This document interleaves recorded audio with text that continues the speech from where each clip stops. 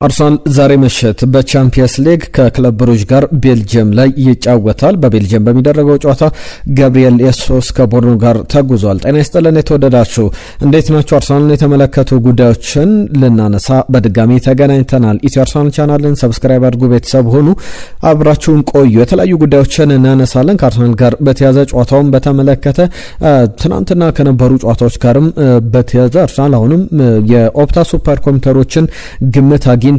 ከዛ በተጨማሪ ጨዋታው ላይ እነማን ይሰለፋሉ፣ ጋብሪኤል ጄሱስ በምን ግን የተካተተው የሚለውን በዝርዝር እንመለከታለን። ዴክላን ራይስ፣ ዊሊያም ሳሊባ፣ ሊያንድሮ ትሮሳርድ፣ ጋብሪኤል ማጋሌሽ፣ ሌሎችስ የአርሰናል ተጫዋቾችና ቪክተር ዮኬሬሽን በተመለከተ እየወጡ ያሉ ዜናዎች አሉ፣ በስፋት እንመለከታቸዋለን። ከዛ ውጪ ጨዋታው ላይ ጋብሪኤል ማርቲኔሊ ይጠበቃል፣ አንድ ክብረ ወሰን ሊይዝ ይችላል። ያንን በተመለከተ ብዙ ዝርዝር ነገሮችን እያነሳሳን እየነገርናችሁ እንቆያለን። በተለይ የቻምፒየንስ ሊግ ጨዋታ ላይ ትኩረት እናደርጋለን። ከዛ ውጪ ግን ከቻምፒየንስ ሊጉ ጨዋታ ውጪ ወጣ ብለን ተንታኞች እየሰጡት ያሉ አስተያየቶች ጋር በተያያዘ የሚነሱ ሀሳቦች አሉ። ከሰሞኑ አስቶን ቪላን በገጠመበት ጨዋታ ላይ አርሰናል በጨዋታው ላይ ማርቲን ኩዌን የቀድሞ አርሰናል ተጫዋች ነው ለፖል ስኮልስ ምላሽ ሰጥቷል። ከጨዋታው በኋላ የእንግሊዙ ፕሪንስ ዊሊያም ሉል ዊሊያምስ እንዲሁም ደግሞ ፖል ስኮልስ ማርቲን ኩዌንን ሲተቹት ነበረ። ለዛ የሰጠው ምላሽ አነጋጋሪ ይሆናል። ሚኬል አርቴታ አርሰናል ለምንድን ነው ጉዳት የበዛበት የሚል ጥያቄ ቀርቦለት ነበር። ከዚህ ጋር በተያያዘ በውድድር አመቱ በ2025/26 የውድድር ዘመን ምን ያክል ጨዋታዎችን የአርሰናል ተጫዋቾች በጉዳት ምክንያት አለፋቸው የሚለውንም እየተመለከተን እንቆያለን። ሌሎች ጉዳዮችንም እናነሳለን። አንዳንድ ወጣት ተጫዋቾችን እየተመለከተን እንቆያለን። ማርሴል ዋሽንግተን ከቸልሲ ወደ አርሰናል የተቀላቀለ ተጫዋች ነው። ማርሌን ሶሎሞን እንዲሁም ደግሞ ማክስ ዳውማንን በተመለከቱ እየወጡ ያሉ ጉዳዮች አሉ። የእናንተንም ተሳትፎ እንፈልጋለን። ሀሳቦቻችሁን ጻፉልን። ሰሞኑን ቀዝቀዝ ብላችኋል፣ ኮሜንቶቻችሁን እንጠብቃለን። ይህንን ቪዲዮ ላይክ አድርጋችሁ ጀምሩ፣ ቤተሰብ ሁኑን። ለየአርሰናል ደጋፊዎቹ እንዲሁ ሼር በማድረግ ቤተሰብነታችሁን አሳዩን። ከጥያቄዎች ነው የምንጀምረው። በእርግጥ ወደ በኋላ ላይም ሌሎች ጥያቄዎችን ወደ እናንተ የሚያሳትፏችሁን ሀሳቦች እናነሳለን። የመጀመሪያው ጉዳያችን የሚሆነው ከሰሞኑ አንዳንድ በማንቸስተር ዩናይትድ የማህበራዊ ትስስር ገጾች ላይ ጭምር ኤታን ንዋኔሪ ወደ ማንቸስተር ዩናይትድ ከአርሰናል ለቆ ይሄዳል፣ ኮቢ ሜይኖ ደግሞ ወደ አርሰናል ይዘዋወራል የሚሉ ሀሳቦች ሲንሸራሸሩ ተመልክቻለሁ። በእንግሊዝ ያሉ በርከት ያሉ የማንቸስተር ዩናይትድ ሳይቶች ላይ በማህበራዊ ትስስር ገጾች ልታገኙት የምትችሉት ሀሳብ ነው። የእናንተን ሀሳብ ግን እንፈልጋለን። እዚህ ላይ በጣም ታማኝ የሚባል ጉዳይ ሆኖ ሳይሆን ኮቢ ሜይኖ በአርሰናል ቢመጣ እንዴት አይነት ተጫዋች ሊሆን ይችላል፣ ወይም ደግሞ ኤታን ንዋኔሪ በማንቸስተር ዩናይትድ ቤድ ይሳካለታል ወይ ብላችሁ ትጠብቃላችሁ ወይ? ሀሳቦቻችሁን ጻፉልን። እኛ መለስ ብለን የምናነሳው ጉዳይ ነው። በዋንጫ ፉክክሩ ላይ እነ ፖል ስኮልስ የሰጧቸው አስተያየቶች አሉ፣ ማንቸስተር ሲቲን ደግፈው። ቁጥሮች ግን እንደዛ አያሳዩም። ለሁሉም እንመለስባችኋለን። የእናንተን ሀሳብ ተሳትፎ እንፈልጋለን።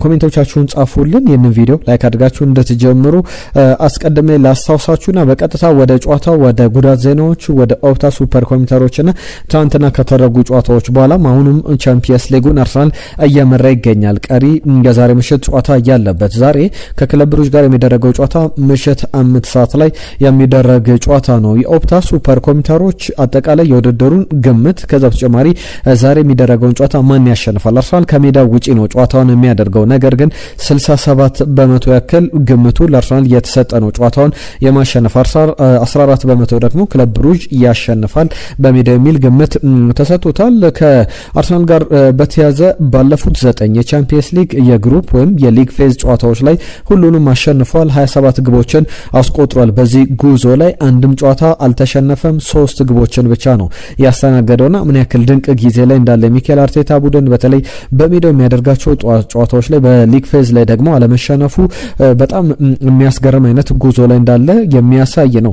በክለብ ብሩጅ በኩል ግን በጣም መጥፎ ክብረ ወሰን አለው። 2025 የፈረንጆቹ የካላንደር ይር ላይ በባርሰሎና ብቻ ነው የሚበለጠው። ብዙ ግቦች የሚቆጠሩበት ቡድን ነውና በዚህም ጨዋታ ላይ ብዙ ግቦችን ሊያስተናግድ ይችላል። ከዛ በተጨማሪ ሌላው አሳሳቢ ጉዳይ አሰልጣኝ ቀይሯል። አሰልጣኙን አሰናብቶ በአዲስ አሰልጣኝ ነው ጨዋታውን የሚያደርገው። ሳምንቱ መጨረሻም ከተሸነፈ በኋላ የተወሰነ ውሳኔ ነበር የቤልጅየሙ ክለብ። ነገር ግን አንዳንድ ጊዜ የአሰልጣኝ ለውጦች ሲኖሩ ቡድኖች ሪያክት ሲያደርጉ ከአቅማቸው በላይም ሲጫወቱ አዲሱን አሰልጣኝ ኢምፕረስ ለማድረግ ተጫዋቾች ያንን ሲያደርጉ ልንመለከት እንችላለን። የጨዋታ እንደ እንደዛ ይሆናል ተብሎ ግን አይጠበቅም። የሚነሱ ጉዳዮች መካከል ግን የሚጠቀስ ነው የሚኬል አርቴታ ቡድን በእንግሊዝ ክለቦች ታሪክ አንድ ክብረ ወሰን ሊይዝ ይችላል። እሱም በተለይ 10 ጨዋታዎችን የማሸነፍ በተከታታይ 10 እና ከዛ በላይ ጨዋታዎችን በማሸነፍ ሊቨርፑል ብቻ ነው የነ ክብረ ወሰን ያለው በቻምፒየንስ ሊግ የሊግ ፌዝ የምድብ ጨዋታዎች ላይ ያም ሴፕቴምበር 22 ጀምሮ እስከ ጃንዋሪ 2025 12 ጨዋታዎችን ሊቨርፑል አሸንፎ ነበር። አሁን አርሰናል ያንን ማድረግ የሚችል ከሆነ 10 ተከታታይ ጨዋታዎችን በማሸነፍ ክብረ ወሰን መጋራት ከሊቨርፑል ጋር ያ ቁጥር ላይ መድረስ የሚችልበት እድል አለ። የሚጠበቅ አይነት ጨዋታ ነው። ጋብሪኤል ማርቲኔሊም ሌላ ክብረ ወሰን ይጠብቋል። በተከታታይ ጨዋታዎች ላይ እንግዲህ በአርሰናል 4 ጨዋታዎች ላይ ግብ አስቆጥሯል።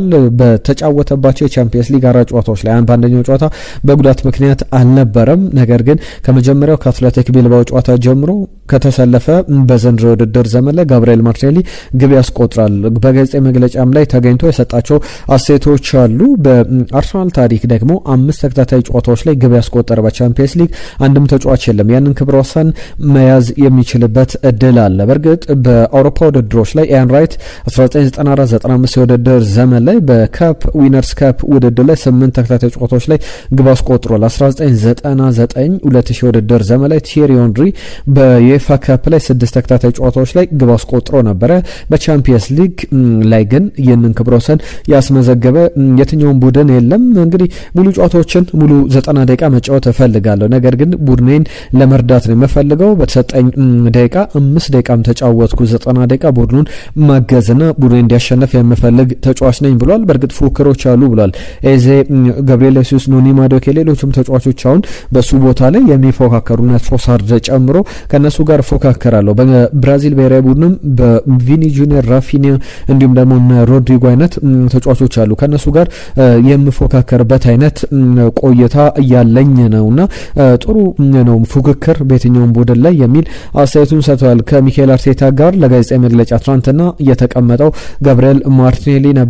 ግምቶቻችሁን አስቀምጡ። አርሰናል ጨዋታውን ስለስንት ያሸንፋል? ግምቶቻችሁን ላኩልን። ነገም ከጨዋታው መጠናቀቅ በኋላ ማን በተሳካ ሁኔታ ግምቱን አስቀመጠ በስፋት የምንመለስበት ነው የሚሆነው። ከክለብ ብሩጅ ጋር የሚደረገው ጨዋታን በተመለከተ እናንተን ግምቶች እንጠብቃለን። ሚኬል አርቴታ የሰጣቸው አስተያየቶች አሉ። ከጉዳት ዜናዎች ጋር በተያያዘ ቅድም መግቢያ ላይ በጨረፍታ ሳነሳው ነበረ። ዊሊያም ሳሊባ፣ ዴክላን ራይስ፣ ሊያንድሮ ትሮሳርድ ከቡድኑ ጋር ወደ ቤልጅየም አልተጓዙም። በሳምንቱ መጨረሻ በቅዳሜው የወልቭስ ጨዋታ ላይ ግን አይሰለፉም ማለት አይደለም። ዊሊያም ሳሊባም፣ ዴክላን ራይስም፣ ሊያንድሮ ትሮሳርድም ለሳምንቱ መጨረሻ ጨዋታ ይደርሳሉ። ነገር ግን የጌም ታይም ማኔጅመንትን በተመለከተ ተጫዋቾቹ ወደ ቤልጅየም አልተጓዙም። እረፍት ይኖራቸዋል ማለት ነው።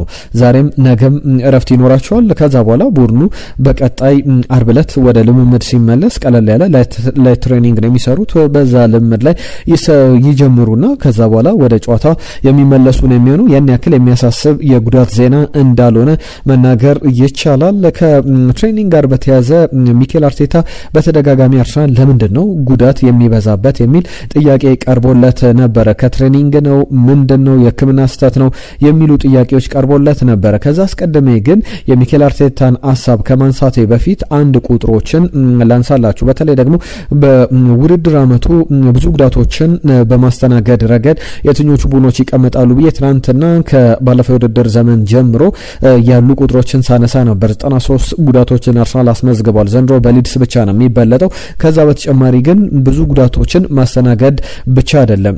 ለምሳሌ አርሰናል 11 ያክል ወደ 14 ያክል ተጫዋቾች ተጎድተውበታል። ብዙ ተጫዋቾች የተጎዳበት ቡድን ቶትናም ነው። በያዝነው የውድድር ዘመን በፕሪሚየር ሊጉ ላይ 15 ጨዋታዎች ተደርገው 15 ተጫዋቾች ተጎድተውበታል። በእነዚህ 15 ተጫዋቾች መካከል 106 ጨዋታዎች በቶትናም ሆትስፐር ተጫዋቾች በኩል አልፏቸዋል። ሁለተኛው ቼልሲ ነው። 12 ተጫዋቾች ተጎድተውበት ነገር ግን 71 ጨዋታዎች አልፏቸዋል። ብራይተን 11 ተጫዋቾች ተጎድተውበታል። 67 ጨዋታዎች አልፏቸዋል። ያ ማለት ለምሳሌ ከኤቨርሰን ብንመለከት ከመጀመሪያው የፕሪሚየር ሊግ ጨዋታ በኋላ ወደ ሜዳ አልተመለሰም። ያ ማለት 14 ጨዋታ ተብሎ ይደመራል። ሌሎችም ቪክተር ዮኬሬሽ ያመለጠው 4 ጨዋታ ቢኖር 4 ጨዋታው ይደመርና ከኤቨርስ 14 አጠቃላይ 18 ጨዋታ ይሆናል። ኖኒ ማዱዌኬ ለሁለት ወራት ያክል አልነበረም። ሌሎችም እነ ማርቲን ኦዴጋርድ አብዛኛውን የውድድር ዘመን አልነበረም። እነዚህ ሲደማመር በአርሰናል በኩል 14 የተለያዩ ተጫዋቾች ኖኒ ማዱዌኬ፣ ቪክተር ዮኬሬሽ፣ ቡካዮ ሳካ፣ ማርቲን ኦዴጋርድ፣ ጋብሪኤል ማጋሌሽ፣ ዊሊያም ሳሊባ፣ ክሪስቲያን ሞስኬራ እያለን በየቦታ ላይ ሪካርዶ ካላፊዮሪም ጉዳት አጋጥሞት እንደነበረ ይታወቃል። በየቦታ ላይ ስሞችን መጥራት ይቻላል። አሁን እየተጫወተ የሚገኘው ፒየሮ ኤንካፒየም ጭምር በጉዳት ምክንያት ያልነበረባቸው ጨዋታዎች እንደነበሩ ይታወቃል። የአርሰናል ተጫዋቾች ሲደመሩ በአጠቃላይ 14 የተለያዩ ተጫዋቾች ጉዳት አጋጥሟቸዋል በያዝነው የውድድር ዘመን። እነዚህ 14 ተጫዋቾች ግን ያመለጣቸው ጨዋታዎች 65 አካባቢ ነው። ያ ማለት በ65 ጨዋታዎች ላይ አርሰናል የነዚህን ተጫዋቾች የ14 ተጫዋቾችን ግልጋሎት አላገኘም። እንደውም በመጀመሪያ ሳምንታት ላይ ለምሳሌ የመጀመሪያው ሳምንት ላይ ጉዳት ያጋጠመው ተጫዋች ከኤቨርስ ነበር። ከዛ በኋላ ማርቲን ኦዴጋርድ፣ ከዛ በኋላ ቡካዮ ሳካ፣ ከዛ በኋላ ኖኒ ማዱዌኬ፣ ከዛ በኋላ በድጋሚ ተመልሶ ማርቲን ኦዴጋርድ ተጎዳ እያለ ሲቀጥል ነበረ ለሳምንታት። በመጨረሻ ሳምንታት ላይ ደግሞ ከፊት መስመር ወደ ኋላ መስመር ህመሙ አገርሽቶ ጋብሪኤል ማጋሌሽ፣ ዊሊያም ሳሊባ፣ ክሪስቲያን ሞስኬራ ሲጎዱ ነበረ። እንደዚህ አይነት ጥያቄዎች የሚነሱ ነበሩ።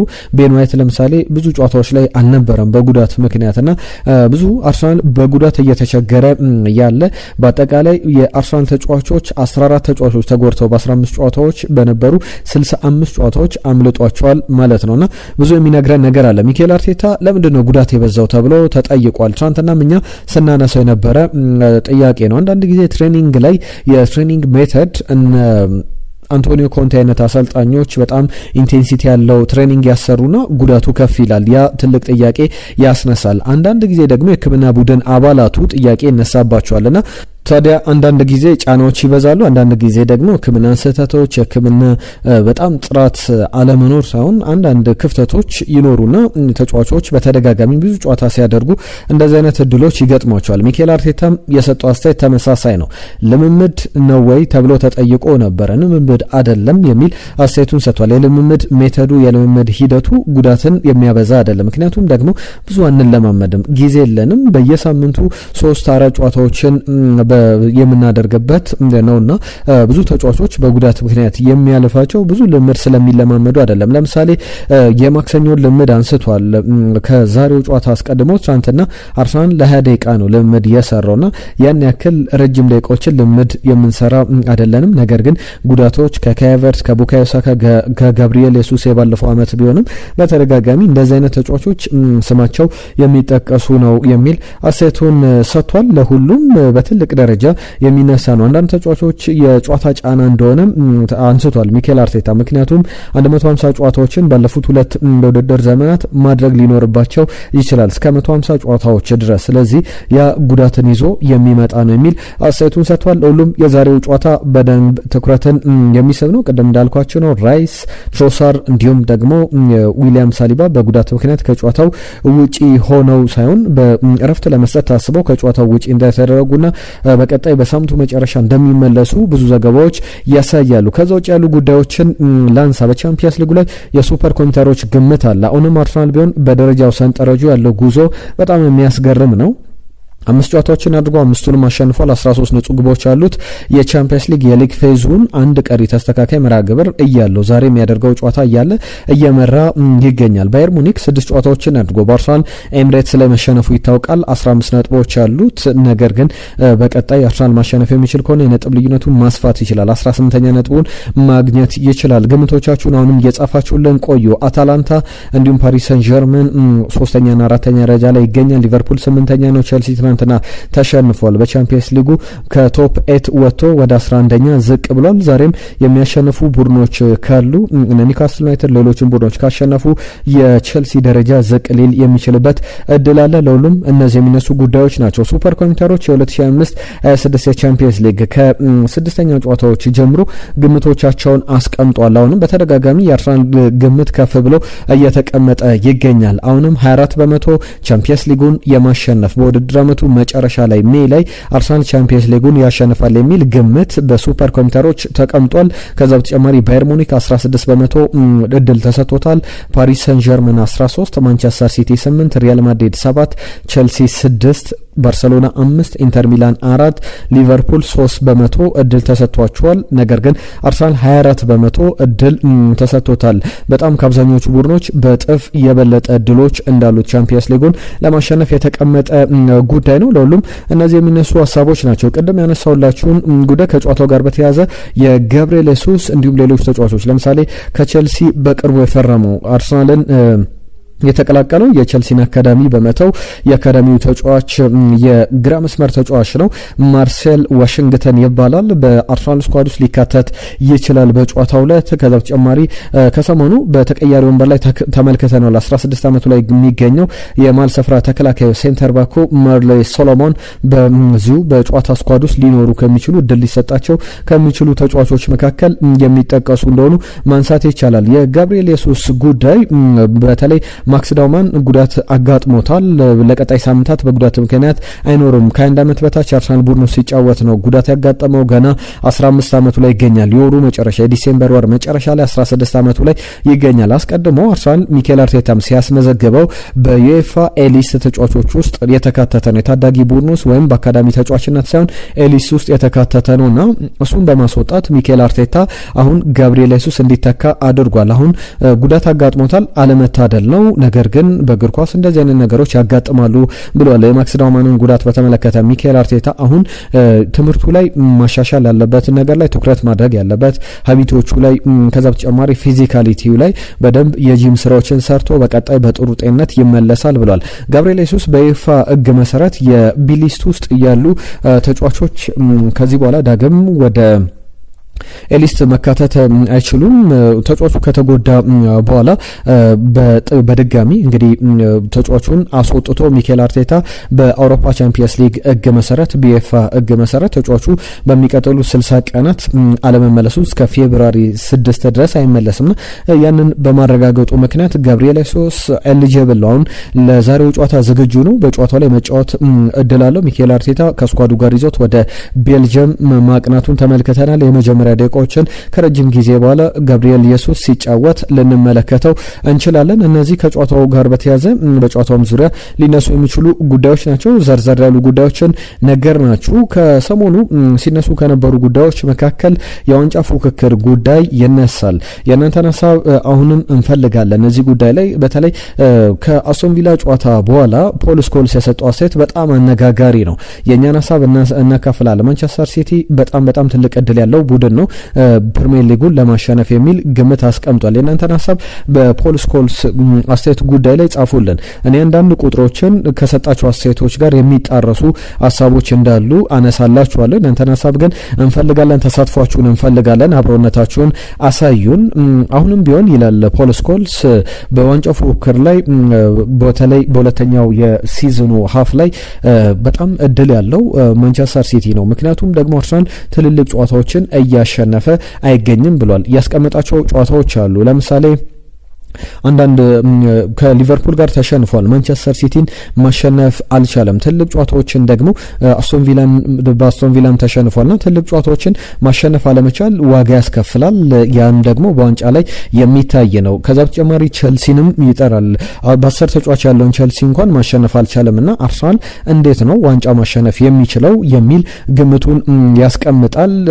ረስቶት ከሆነ ማንቸስተር ዩናይትድ ትልቅ ቡድን የሚባል ነው። ከዛ በተጨማሪ ለአርሰናል ያስቀመጠውን ቁጥሮች ከማንቸስተር ሲቲ ጋር ደግሞ አነጻጽረን እንመልከት። አርሰናልን ስንመለከት ከአፕሪል 2023 ከሚያዝያ 2023 ጀምሮ በ22 ጨዋታዎች ከትልልቅ ቡድኖች ጋር አልተሸነፈም ነበር። ባለፈው በሊቨርፑል እስኪሸነፍ ድረስ በቶፕ 6 ቡድኖች ጋር ያደረገውን ጨዋታ ስንመለከት ማለት ነው ከሁለት ዓመት በላይ ቆይቶ ነበረ የተሸነፈው። ያም በትልቅ ደረጃ ቁጥሩን የፖል ስኮልስን ሀሳብ ፉርሽ የሚያደርግ ነው። ሌላ ቁጥሮችን ላንሳላችሁ። ማንቸስተር ሲቲ ዘንድሮ ትልቅ ከሚባሉ ቡድኖች ጋር ያደረገውን ጨዋታ እንመልከት። በሊቨርፑል ተሸንፏል። አርሰናልን ማሸነፍ አልቻለም። አቻ ነው የተጠናቀቀው። በሊቨርፑል ይቅርታ በቶትናም ተሸንፏል።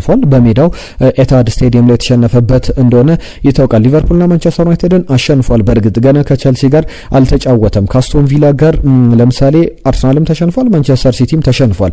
ማንቸስተር ሲቲ በኒውካስል ዩናይትድ ተሸንፏል። አርሰናል ደግሞ ሴንት ጄምስ ፓርክ ላይ ኒውካስል ዩናይትድን ማሸነፉ ይታወቃል። በሜዳው 3 ጨዋታዎችን ከሜዳው ውጪ ደግሞ 3 ጨዋታዎችን ተጫውተዋል። በአጠቃላይ ከ18 ነጥቦች 7 ብቻ ነው ማግኘት የቻለው። ግማሽ እንኳን ማግኘት አልቻለም። 3ቱን ተሸንፏል፣ 2ቱን አሸንፏል። ከዛ ውጪ ባንዱ አቻ ወጥቷል። ከቸልሲ ጋር ደግሞ ገና ይጠብቋል። አርሰናል ከነዚህ ቡድኖች ጋር ሁሉ ተጫውቷል።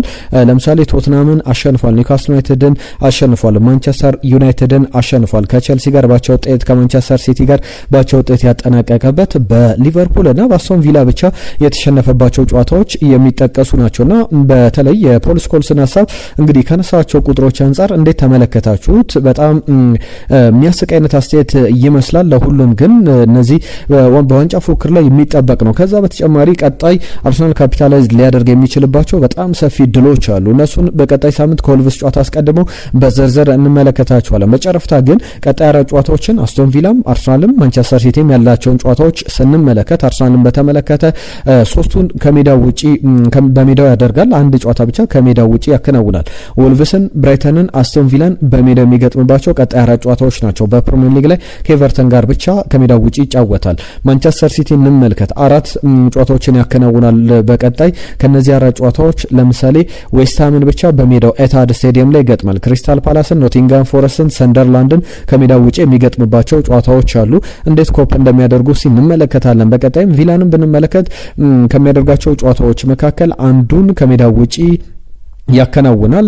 ከዛ ውጪ ሌሎቹን ደግሞ ዌስትሃም ዩናይትድን ከሜዳው ውጪ፣ ማንቸስተር ዩናይትድን፣ ቸልሲን፣ አርሰናልን ደግሞ የሚገጥምበት አለ። ማንቸስተር ዩናይትድን በሜዳው 3ቱን ደግሞ ከሜዳው ውጪ፣ አርሰናልን፣ ቸልሲን፣ ዌስትሃምን ከሜዳው ውጪ አስቶን ቪላ ይገጥማልና እነዚህ ቡድኖች በሙሉ የሚነሱ በጣም ትክክለኛ ጥያቄዎች ናቸው። ለሁሉም የእናንተ ምላሾች፣ አስተያየቶችን እንፈልጋለን። ቀደም ያነሳሁትን የኮቢ ሜኖንና የኤታን ንዋኔሪን ልውውጥ ሀሳብ እንዴት አያችሁት እያልኩ ነበረ። በጣም ቫሌቨል የሚባሉ ተጫዋቾች ናቸው በእንግሊዝ እግር ኳስ ላይ። በእርግጥ ሪዮ ፈርዲናንድ ባለፉት 18 ወራት ኮቢ ሜኖ በማንቸስተር ዩናይትድ ሲባክን የነበረ ተጫዋች ነውና የነ ፖል ስኮልስም ጭምር መልቀቅ አለበት የሚል አስተያየታቸውን ሲሰጡ እንደነበረ እናስታውሳለን። አሁን ደግሞ ከሩበን ቫን ፐርሲ በኋላ ምናልባት ሊያነጋግር የሚችል በቅርብ ጊዜያት ላይ በጣም ትልቅ ስም ያለው ባይሆንም ቺዶ ኦቢ ወደ ማንቸስተር ዩናይትድ ሲሄድ ብዙ መነጋገሪያ የነበረ ተጫዋች ነው።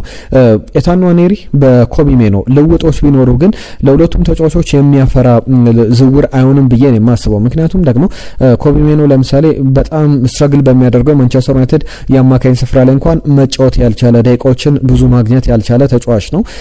ያም በአርሰናል በኩል ጥቂት እድሎችን እያገኘ የሚገኘው ኤታን ንዋኔሪ የበለጠ በማንቸስተር ዩናይትድ እድል ያገኛል ብሎ መጠበቅ በጣም ከባድ ነው። ምናልባት ወደ መስመር ወጥቶ ካልተጫወተ፣ በዊንገርነት ካልተጫወተ በስተቀር አማካኝ ስፍራ ላይ በ8 ቁጥር ቦታ ላይ ማንቸስተር ዩናይትድ ያ ሲስተም የለውም። በሁለት አማካዮች በሁለት ፒቮቶች የሚጫወት ቡድን ነውና ለሁለቱም ተጫዋቾች የሚሰራ አይነት ዝውውር አይመስልም። ለሁሉም እነዚህ ዝውውሮች በማንቸስተር ዩናይትድ አንዳንድ የደጋፊ ድረገጾች ላይ በዝርዝር እየተመለከትናቸው የምንገኘው ጉዳይ ነው። ከማርቲን ኩዌን ጋር በተያያዘ ከሰሞኑ በጣም ሲብጠለጠል ነበረ። በተለይ የአስቶን ቪላ ጨዋታ ላይ 89ኛው ደቂቃ ላይ የጨዋታው ኮከብ በጨዋታው ላይ ማርቲን ኦዴጋርድ ነው የሚል አስተያየቱን ሰጥቶ ነበረ። ከዛ በኋላ የአስቶን ቪላ ደጋፊ ናቸው የእንግሊዙ ፕሪንስ ዊሊያምስ፣ ከዛ በተጨማሪ ፖል ስኮልስም ጭምር በጣም በዚህ የሆነ አስተያየት ነው የሰጠው የሚል ሀሳባቸውን አካፍለው ነበረ። ምላሹን ሰጥቷል። ለፖል ስኮልስም ለፕሪንስ ዊሊያምስም የሰጠው አስተያየት አለ። ማርቲን ኩዌን ሰዎችን እስቲ ተመልከቱ የሚል ነገር አለ። እኔን ሲመለከቱ የሚያዩት የአርሰናል ደጋፊ የአርሰናል የቀድሞ ተጫዋች አድርገው ነው በዛ ቆብ ውስጥ ነው የሚመለከቱኝ።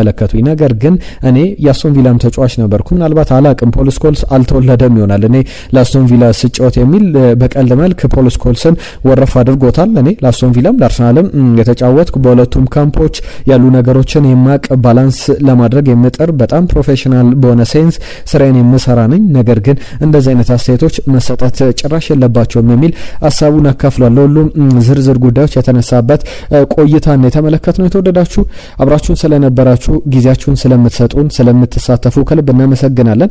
ኢትዮ አርሰናል ቻናልን አሁንም ማሳደግ አለብን። ተሳትፏችሁን እንፈልጋለን። በደንብ ጠንከር ብለን ትልቅ ቻናል ማድረግ አለብን። በየዕለቱ አዳዲስ ጉዳዮችን እየመጣን ያልሰሙ ጉዳዮችን እየነገርናችሁ እንገኛለን። ነገም ከጨዋታው መጠናቀቅ በኋላ ከጥሩ ውጤት በኋላ በአዳዲስ ጉዳዮች በዝውውር ሀሳቦች እንመለሳለን። ለዛሬ ግን አብራችሁን ስለነበራችሁ ከልብ እናመሰግናለን። ጤና ይስጥልን።